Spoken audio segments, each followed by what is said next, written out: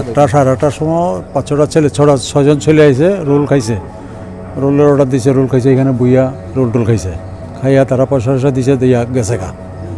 যাওয়ার পরে ওই জায়গাতে তারা দাঁড়াইয়া বাইকে উঠবো প্রিপারেশন নিতেছে।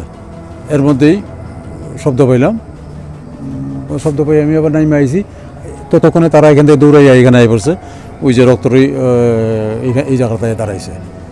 তো জিগেলাম কী হয়েছে, বলে গুলি করছে আপনারে। কেটা গুলি করছে কী আসে বিষয়, ততক্ষণে এই সমস্ত কথা কখনো তারা ইয়ে করছে না। সঙ্গে সঙ্গে তারারে বা তারা নিজেরা ছেলেরাই নিয়ে হসপিটালে গেছে গা।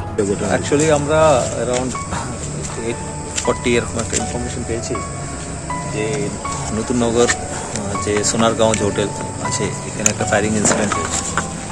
তো ইমিডিয়েটলি এখানে আমাদের রামনগর টিউপির ওসি শ্যামল এসেছে, ওসি এয়ারপোর্টও এসেছে। তো এখানে এসে জানলাম যে এখানে 2জন বুলেট ইঞ্জুরিতে হয়েছে আর ওরা আইএলএসে পাঠানো হয়েছে। তো আমরা প্রিলিমিনারি ইনভেস্টিগেশন যা করেছি, এর মধ্যে যা জানা গেল যে 6জন এখানে এসেছিল এগ রোল খেতে।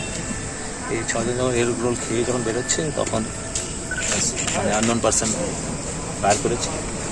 আর তখন আনুমানিক 4টা রাউন্ড হয়েছে ফায়ার। আমরা 4টা রাউন্ডের শেল পেয়েছি।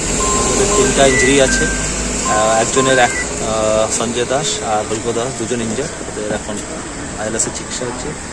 একজনের একটা বুলেট ইঞ্জুরি হয়েছে হ্যান্ড অ্যান্ড লেগসে, আর একজনের কোমরে রেস্টে একটা ইঞ্জুরি।